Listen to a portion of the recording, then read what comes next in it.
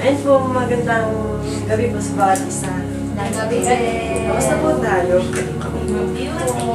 At ayun po, pinagpala po tayo ng Diyos. Amen po. Amen. At ayun po, ngayong midweek service po natin. At recap po muna tayo. Ano po yung napag-aralan po natin itong last midweek service? At ayun po yung tinuro po ni Kuya Andre sa midweek, nung last midweek service po natin. So, ngayon po, ang topic naman po natin is kwento po siya.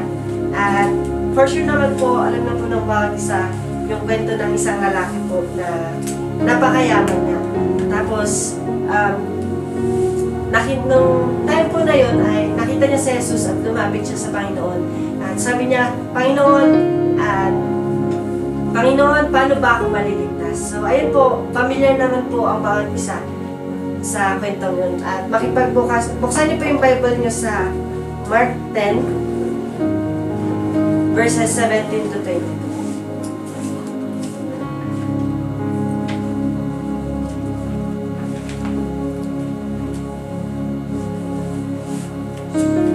Diyan na po tayo. Sige, babasahin ko na lang po.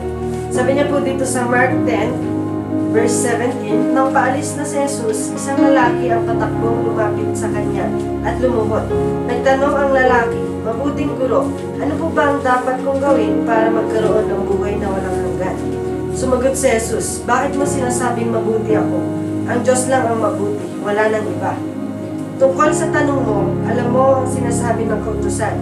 Huwag kang papatay, huwag kang mangangalunya, huwag kang magnanakaw, huwag kang sasaksi ng kasinungalingan, huwag kang mandadaya at igalang mo ang iyong ama't ina. Sumagot ang lalaki, Guro, sinusunod ko po ang lahat ng iyan mula pagkabata. Tinignan siya ni Jesus ng may pagmamahal at sinabing, isang bagay pa ang kulang sa iyo. Uwi ka at ipagbili mo ang ari-arian mo at ipamigay mo ang pera sa mga mahihirap at magkaroon ka ng kayamanan sa langit. Pagkatapos bumalik ka at sumunod sa akin. Nalungkot ang lalaki nang marinig ito at umalis siyang malungkot dahil napakayaman niya. At ayan po, dito po sa kwentong to, meron po isang lalaki, ayan po, na nakita niya si Jesus, tumakbo siya, malapit kay Jesus, na nandun pa, na lumuhod siya. Lumuhod siya na pinakita niya yung sincere desire niya, yung sincere desire ng puso niya, yung puso niya sa Panginoon. Na amen po, na sabi niya nga po dito, ay siya po yung napakayamang lalaki. Pinuno siya siguro sa bayan nila, pinuno siya. Napakayaman niya, kaya niyang bilhin lahat ng bagay, kaya niyang bilhin lahat ng ari-arian, na nandun na napakayaman niya. Pero sabi niya sabi niya sa Panginoon, Panginoon, paano ba ako maliligtas? Sabi niya gano'n. Tapos sabi kasi dito na maraming bagay na nakaligtaan yung lalaki, may mga bagay na mali siya na sa point na tinanong niya na sa Panginoon kung paano ba siya makapunta ng langit. So sabi niya dito, sa may mga bagay na hindi siya nagawa, na nakalapit na siya sa Panginoon nakalapit niya na siya kay Jesus, na nandun na nakalapit niya na siya sa salvation. Pero ano pang ginawa niya? At lumayo pa siya, na naglakad pa siya palayo. Sabi niya dito sa verse 22, nalungkot siya ang lalaki nang marinig ito at umalis siyang malungkot dahil napakayaman niya. Walang ibang sinabi dito sa Bible, kundi ang sinabi lang ay umalis siya. Ibig sabihin, umalis siya dun sa salvation na hinahanap niya. At dito po, tuturo ko po sa inyo, ito po yung mga bagay na dapat po nating iwasan at na katangian ng isang lalaki. So, yung number 1 po, sabi niya po dito, the poor old slaves spiritual dilemma. Sa pa po, sa number 1 po, the poor old slaves spiritual dilemma.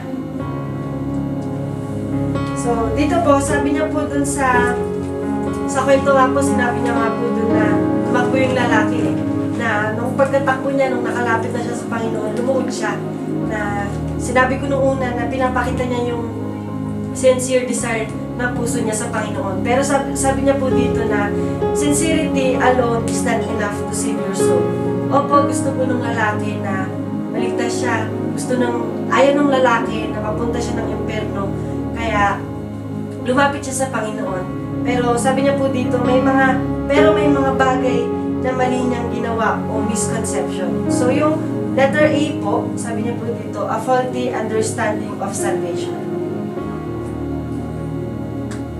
Sa Efeso chapter 2, verse 8 to 9. So dito po sa verse po na to, ay sinasabi po dito na walang mabuting gawa o walang bisa sa mga magagandang gawa natin o yung mga kabutihan natin sa mundo.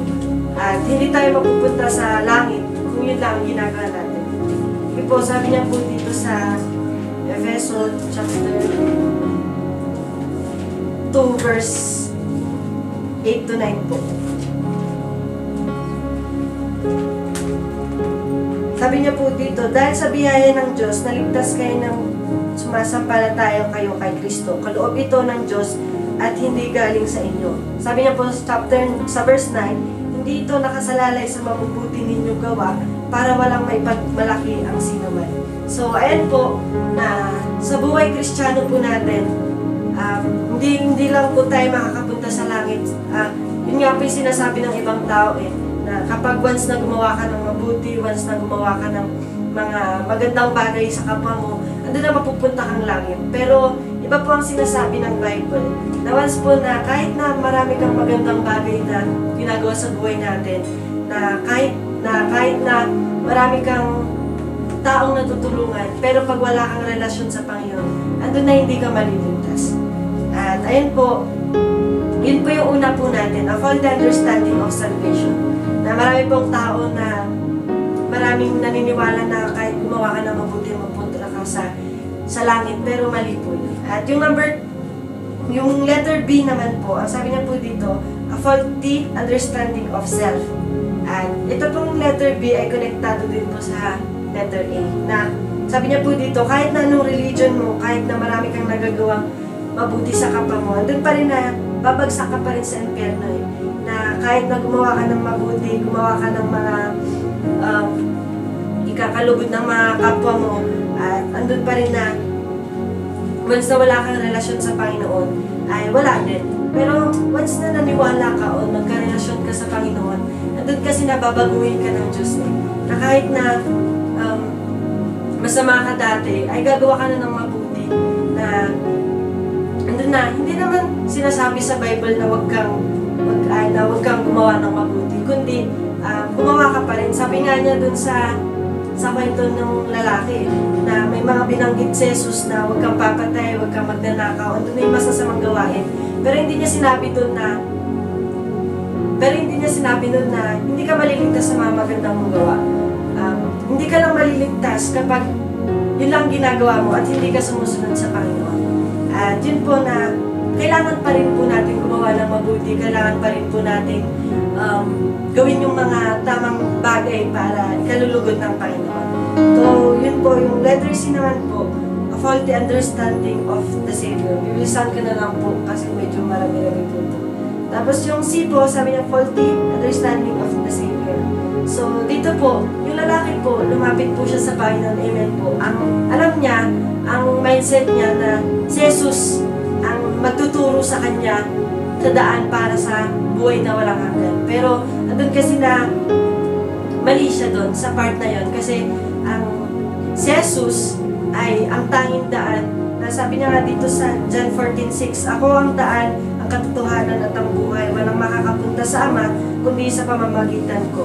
Na andun na hindi nagkatawang tao, hindi nubad ni Jesus ang pagka-Diyos niya para pumunta sa lupa, para ituro sa atin ang daan papunta sa buhay na walang hanggan. Kundi pumunta siya dito dahil siya yung daan para maligtas tayo. Siya yung daan para makapunta tayo sa Diyos Ama.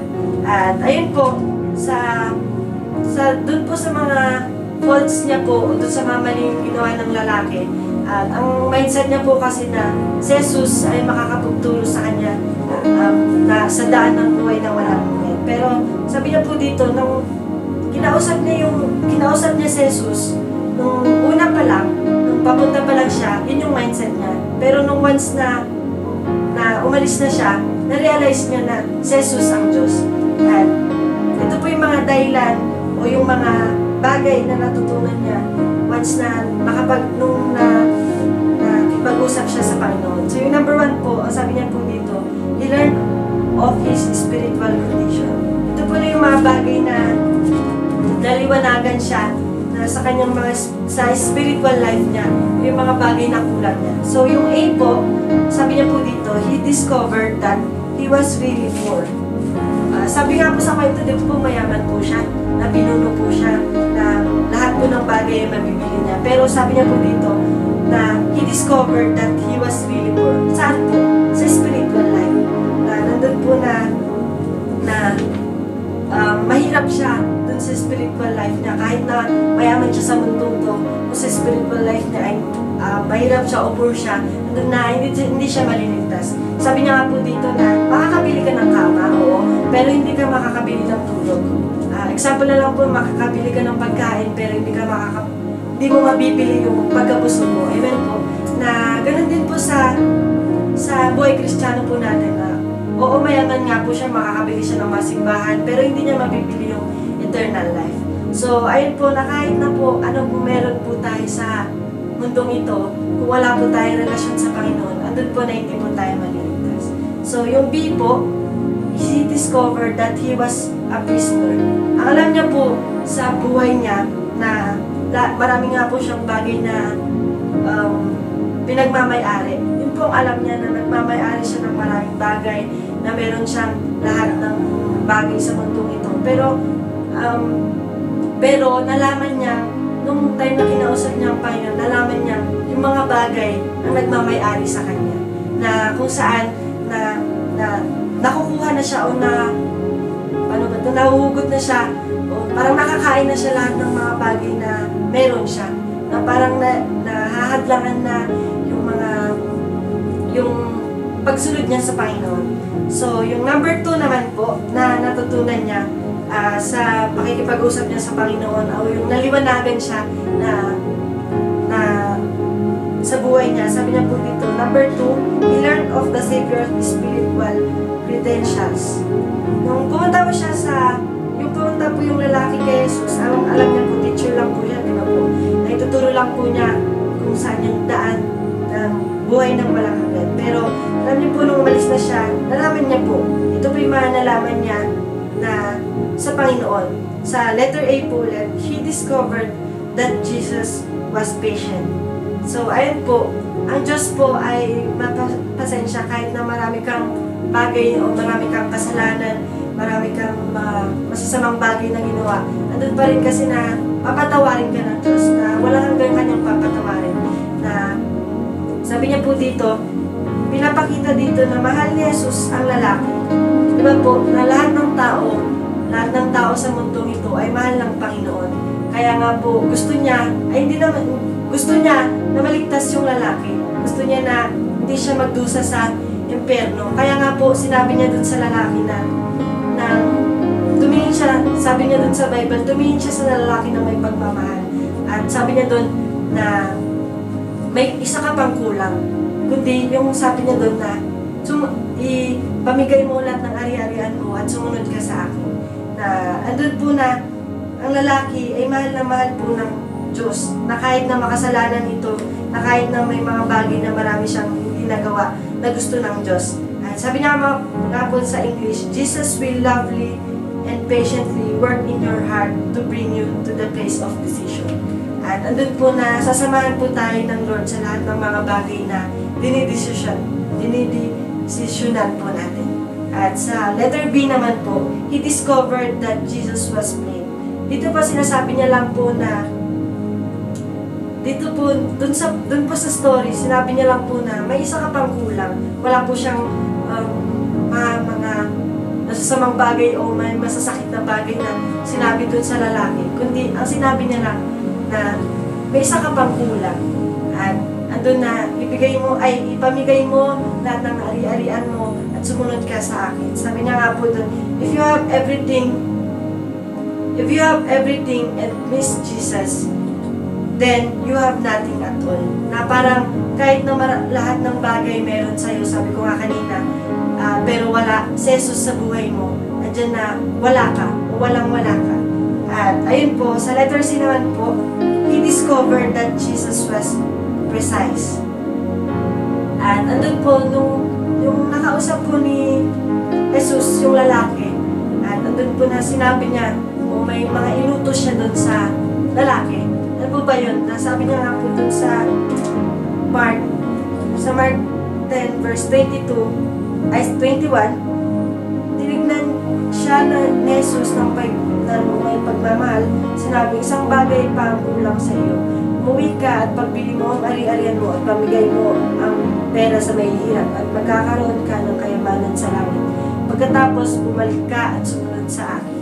Na sa ibang version nga po na pamigay mo yung mga ari-arian mo at sumunod ka sa akin. Na doon po na sinasabi ng Diyos yung tatlong bagay na eksakto o yung exact point na sinasabi ng Diyos doon sa lalaki. Hindi lang sa lalaki, kundi pati sa atin. Na sabi niya dito, may tatlong bagay na inutos ang Panginoon sa atin. At yung una po doon ay liquidate your possessions. Or Katagalog po, iwanan mo po yung mga bagay o yung mga bagay nga na makakahadlang o makakapagpigil sa iyo sa pagsunod sa Panginoon. Na iwanan mo lahat ng past mo dahil pinatawad ka na ng Panginoon sa mga kasalanan mo sa dati mo, sa past mo. Kundi mag-move on ka na. Sabi niya nga doon na isurrender mo lahat ng bagay o lahat ng mga bagay para makasunod ka sa Panginoon at para wala ka ng bitbit o wala ka ng dinadala sa pagsunod mo sa Panginoon, kundi iwanan mo yung mga bagay na makakahadlang sa'yo para sumunod sa Panginoon. At yung number 2 naman po, take up thy cross. And thy cross. Tapos, yun po yung sinabi po ni Andre ng last midweek service po natin na nakunin po natin o buhatin po natin yung cross natin. O yung mga pagsubok, mga trials sa buhay natin na kailangan po natin pagtagumpayan yung mga dinadaanan po natin pagsubok o yung mga dadaanan pa lang po natin na kailangan po na sa pagiging buhay Kristiyano nga po natin, di ba po, hindi po madali na maraming mga persecution, maraming mga hadlang sa pagsunod natin sa Panginoon. Nandiyan na pinipigilan tayo ng parents, pinipigilan tayo ng mga tao na sa paligid natin. May mga bagay na pumipigil o kumari na lang yung mga bagay na magpapabisi sa atin para hindi tayo maka-attend sa simbahan. Doon po na tinitest kasi tayo ng Panginoon. Sabi nga ni Kuya Andre nung last time na bitbitin natin yung cross natin. Na hindi naman tayo mag-iisa o hindi tayo mag-isa lang sa pagbitbit sa cross natin, kundi sasamahan tayo ng Panginoon. Natutulungan po tayo sa lahat ng pagkakataon na tutulungan din po tayo na bitbitin yung cross natin o sa mga pagsubok natin. Andyan ang Diyos para samahan po tayo. At yung last po, sabi niya po dito, sabi niya, follow me. Sumunod ka sa Panginoon. Na sa lahat ng bagay, sa lahat ng gusto ng Panginoon, na dapat willing ka lang sumunod sa Kanya. Na willing mong iwanan yung interest and desires mo para sumunod sa Panginoon. Willing kang iwan yung mga bagay na dati mong gawain. O andun na sumunod ka daw kasi sa Panginoon. Sumunod ka sa Panginoon para mapunta o makamit mo yung buhay na walang hanggan. At andun din po na sabi niya po doon sa last ipamigay mo ang pera mo sa mahihirap at magkaroon ka ng kayamanan sa langit. At andun po na, once po na, hindi naman po literal na ibigay nyo lahat ng bahay nyo, ibigay nyo lahat ng sasakyan nyo, ibigay nyo lahat ng mga ari-arian nyo sa ibang tao. Kundi sabi niya dito na i-set mo o ilayo mo na yung mga bagay na nakakahadlang sa'yo sa pagsunod mo sa Kanya. Na iwanan mo na yung mga bagay na nakakahadlang sa'yo sa pag-ministry, sa pag-a-attend sa simbahan. Nandun na, kailangan mong sumunod lang sa gusto ng Panginoon. At yung last naman po, ilas ko na lang po dito. Alam ko naman po na hindi po sinabi sa Biblia kung ano pong nangyari dun sa lalaki. kung anong nangyari sa buhay niya. Hindi naman po sinabi dun sa Bible na ay napunta siyang impyerno. Wala pong sinabing ganun. Sinabi lang po dito, nalungkot siya, ang lalaki, nalungkot ang lalaki at umalis siyang malungkot dahil napakayaman niya. At andun po na sa Bible po, ang gusto po ng Diyos ay, ang gusto ng Panginoon ay isuko mo ang mga bagay na nakahadlang sa buhay Kristiyano mo. Na dito sa buhay ng lalaki, di ba po, yung ari-arian niya, syempre mahirap naman po ibigay yung pinaghirapan mo. Mahirap naman po ipamigay sa mga mahirap yung mga pinagdaanan mo na makamit yung gusto mo. No? Pero dito kasi na umalis yung lalaki. Kaya nga po sinishare ko po dito para hindi tayo matulad sa lalaki na hindi niya binigay o hindi siya sumunod sa Panginoon, kundi kinakwento ko to o sinasabi ko sa inyo para hindi tayo matulad sa lalaki na lumayo na lang o umalis doon sa salvation na hinahanap natin. Na kaya nga po malapit na po ang Panginoon, amen po, na malapit nang dumating ang Panginoon sa mundo. Kaya nga po na wag nating sayangin yung bawat oras, wag natin sayangin yung bawat pagkakataon para sumunod sa Panginoon. Na once na may oras pa tayo, once na may mga pagkakataon pa tayo para sumunod sa Panginoon, dapat ngayon pa lang po ay sumunod na po tayo sa Kanya.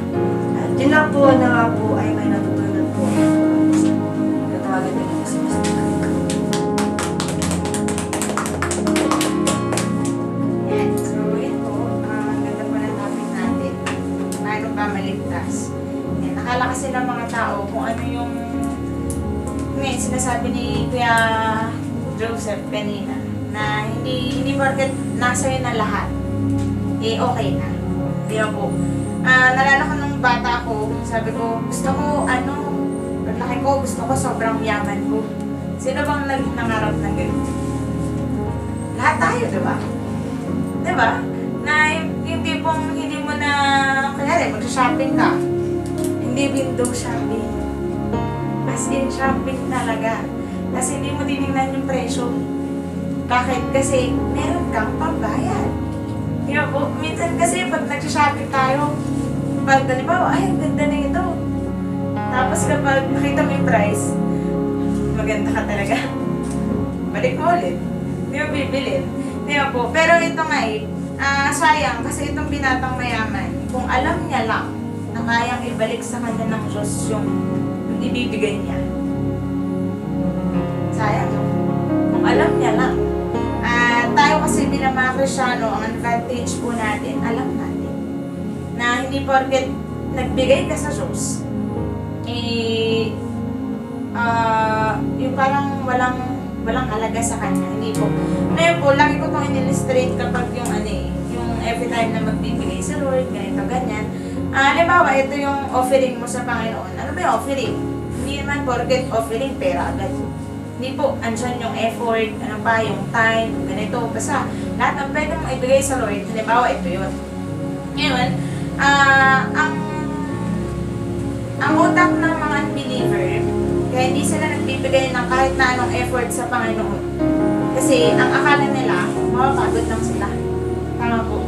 Pero ang utak ng mga believer, kahit na, sabi nga ng Bible kahit na pagod ka buong araw, babalik ng Diyos yung next. Tama po. At pansin po natin, halimbawa, ito yung effort mo, bibigay mo sa Panginoon. Ngayon, magbibigay ka ng ilang sulok to? Parang di kayo sure. Apat. Ayan. Ngayon, magbibigay ako sa Lord. Bibigay ako. Alam niyo na ba ng illustration? Bibigay ako sa Lord. Yan. So, yan. Lord, sa'yo na to So, ilang sulok na? 5. Yan. 5. Isa pa ulit, Lord.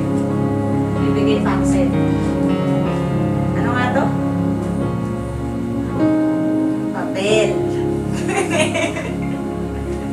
Okay lang po ba kayo? Masyado kasing seryoso. Okay, effort. Sige, sabihin natin, lahat na. Tithes, offering, time, effort, gano'n. Magbibigay ako sa'yo, Lord. Ilan na ulit? 5. Yan.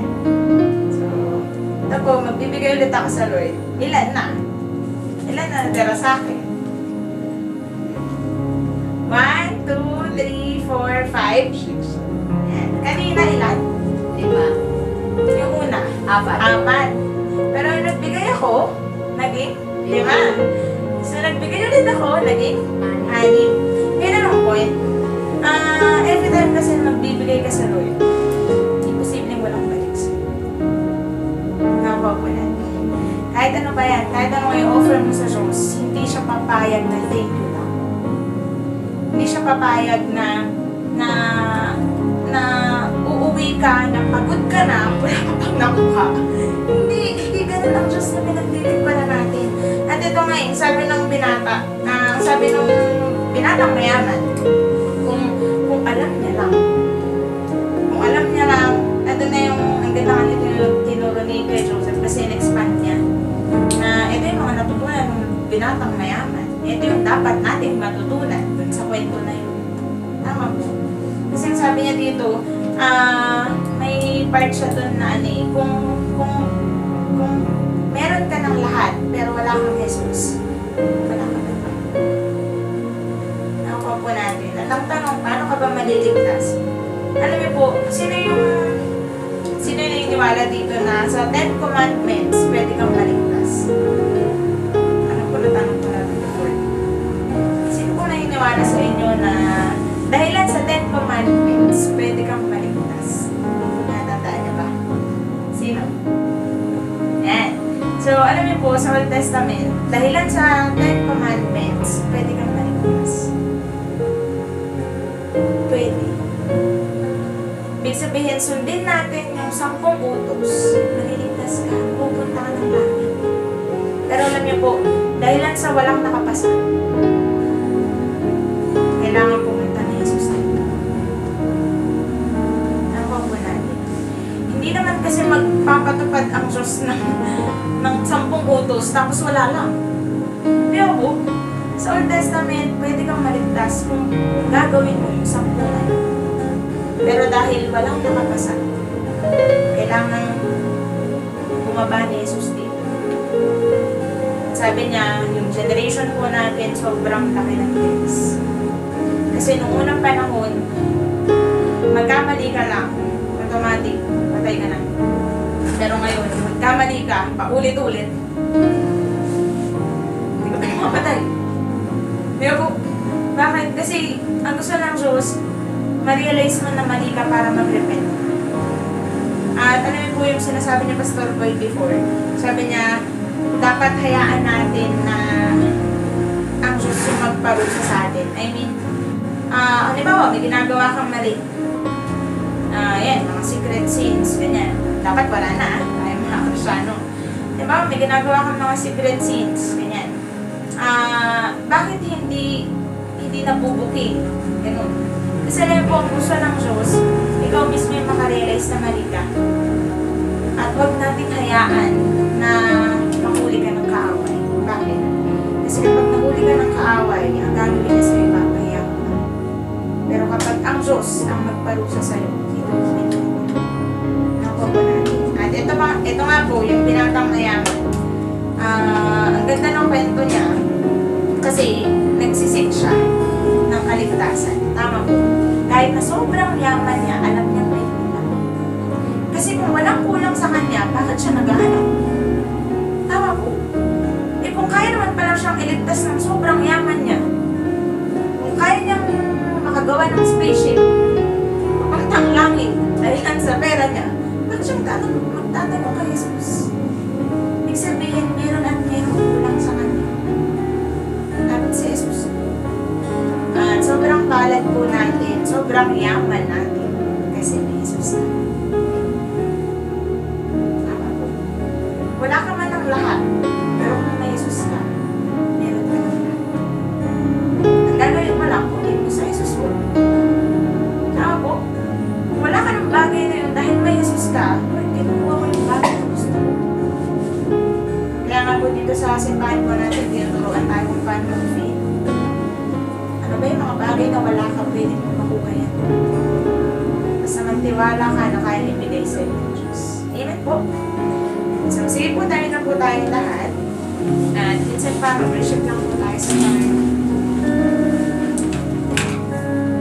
Ito, lagi ko pong sinasabi at lagi nyo naririnig, di man natin kayang ibalik yung papuri. Kasi kulang lahat ng salita, kulang lahat ng doa para i-describe yung kadakilaan ng Diyos. Pero hayaan natin na lambingin natin siya. Hayaan natin na mag-dwell ang Diyos sa pagpupuri natin para sa Kanya. Sige po, mag-worship lang po tayo sa Lord.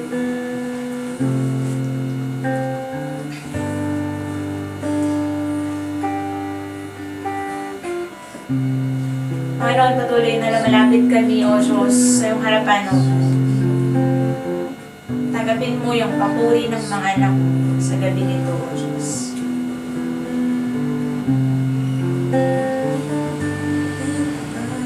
Sa iyong pag-iina, sa bawat araw ng aking buhay. Sabihin mo aking nararamdaman. Lord, pakinggan mo yung puso namin, O Diyos.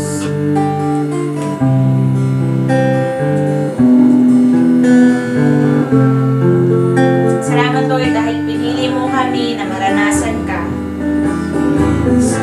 Pinili mo kami, O Diyos, na mapakinggan ang salita mo, God.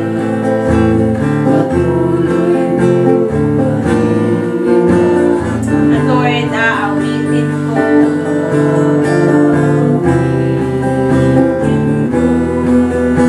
Ang kabutihan mo na di nagbabago. Mananatili ka kailanman dito sa puso ko. Sige po, maglambing lang po tayo sa Lord. Minsan pa sabihin mo, aawitin ko. Lord, yung kabutihan mo sa bawat isa sa amin, O God. Na di nagbabago. Mananatili ka kailanman dito sa puso ko. Panginoon, sa'yo minsan pa sabihin mo, aawitin ko ang kabutihan mo na di nagbabago. Mananatili ka kailanman dito sa puso ko. Panginoon, sa'yo lamang ako. Panginoon, sa'yo lamang ako. Panginoon, sa'yo lamang ako. Sa pangalan ni Jesus, mapasalamat kami sa gabing ito, O Diyos. Lord, salamat sa mga reminders mo sa bawat isa sa amin. Na Lord, nung una pa lang, Panginoon, hinanap mo na kami. Nung una pa lang, minahal mo na kami, O Diyos. At hayaan mo na matagpuan mo kaming tapat na naglilingkod sa iyo, Panginoon. Salamat sa kabutihan mo, sa pagmamahal mo, sa iyong kapurihan, sa pangalan ni Jesus.